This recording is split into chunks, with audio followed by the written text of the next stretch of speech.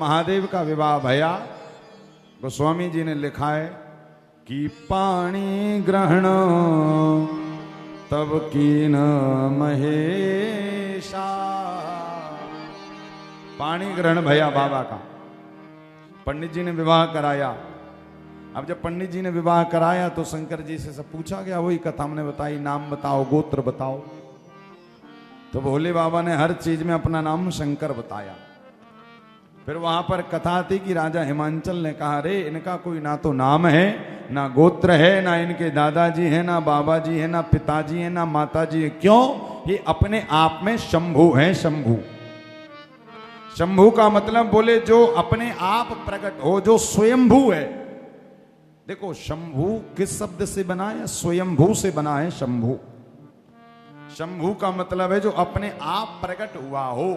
जब राजा हिमांचल ने कहा ये शंभु है, इनका कुछ भी नहीं है, ना आदि है, ना मध्य है, ना अवसान, ये तो अनंत है, ये तो हमारी बिटिया पार्वती के संग कृपा करके विवाह करने आए।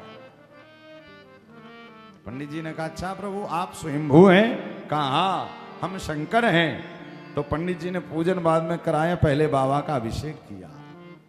वहां पर भी महादेव गदगद हुए विवाह के बीच में।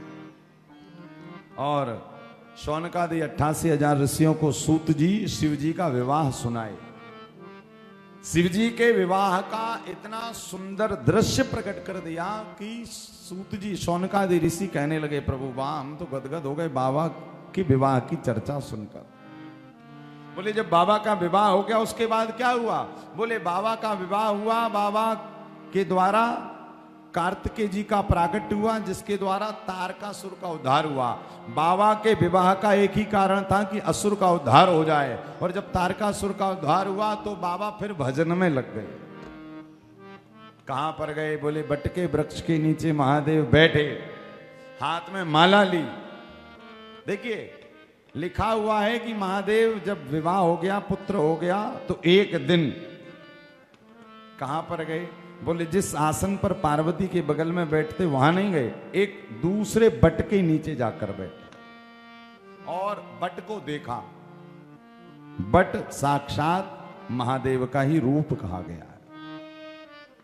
बट के नीचे बैठे, अपने हाथों से नाग रिपु छाला, अपने हाथों से अपना बाघंबर बिछाया और हाथ में माला लेकर श्री राम जय राम जय जय राम, श्री राम जय राम जय जय राम, श्री राम जय राम जय जय राम, श्री राम जय राम जय जय राम, श्री राम जय राम जय जय राम, श्री राम जय राम जय जय राम, श्री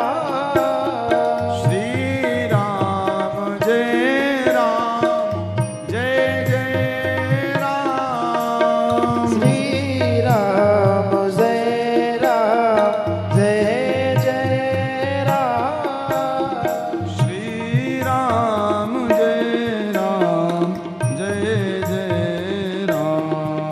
ओ श्री राम जय राम जय जय राम। हाँ श्री राम जय राम जय जय राम, श्री राम जय राम जय जय राम।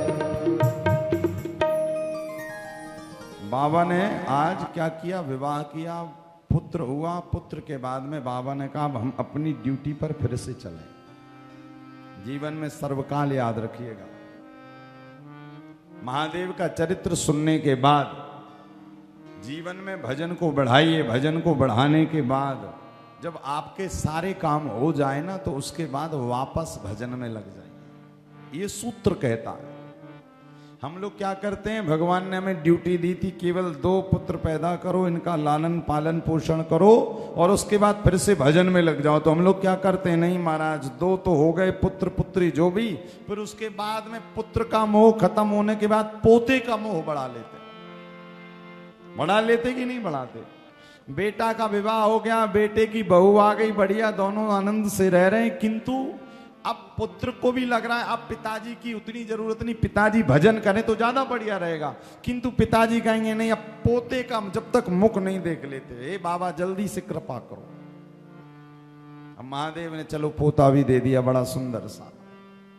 अब जब सुंदर पोता आया तो दादाजी बने, और जब दादाजी बने तो फिर अब पुत्र से आसक्ति निकलकर पोते में चली गई।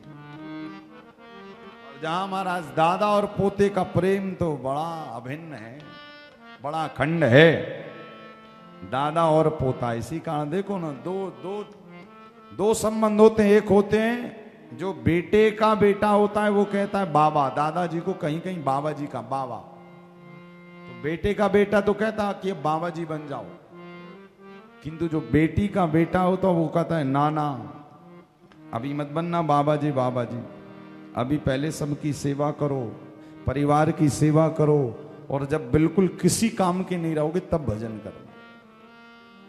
कथा कह रही है भैया समय रहते भजन में लगिए, क्योंकि ये शरीर माध्यम खलु धर्म साधनम, भगवान ने जो आपको शरीर दिया है ये धर्म करने का ही साधन है, ये भोग का साधन नहीं है। किंतु हम क्या करते हैं, इस शरीर को भोग में लगाने के बाद धर्म करना भूल जाते हैं और हम समझते हैं शरीर भोग करने का साधन है। शास्त्रों ने स्पष्ट लिखा है शरीर माध्यम खलु धर्म साधन। कथा कानों से सुनी जाती है, जैसे आपसे कहा जा रहा 14 से 20 जून चलो बद्रीनाथ, शरीर से ही जाओगे कि नहीं? मन आपका कहां रहता है? मन के लिए माध्यम है शरीर। इसी कारण महादेव ने क्या किया, महादेव ने विवाह के बाद हाथ में माला लेकर और भगवान के सामने, उसके बाद नहीं सोचा कि अब कार्तिकेय का कोई बेटा हो जाए उसके बाद भजन करूंगा, बिल्कुल गलत बात। और फिर जहां अटकते हैं ना पोते में, फिर तो पोते की जब तक बहू का मुख ना देख लें सोचते इसकी शादी और हो जाए प्रभु, उसके बाद ही ऊपर बुलाना, जल्दी मत बुलाना। ये आसक्ति है ना जो ये बढ़ती जाती है, दिन रात बढ़ती जाती है। इसी कारण बीच बीच में कथा कीर्तन, नर्मदा तट, बद्रीनाथ, वृंदावन, हरिद्वार, काशी, ये माध्यम है। क्यों भैया, घर की आसक्ति से जरा निकलकर अपने मूल को पहचानो कि भगवान ने आपको जन्म इसलिए दिया है, ना कि घर के लिए दिया। किंतु व्यक्ति महाराज इस कदर फंसता है, उससे कहो भैया चलो बद्रीनाथ, अरे महाराज अब क्या बद्रीनाथ, अब घर ही बद्रीनाथ है।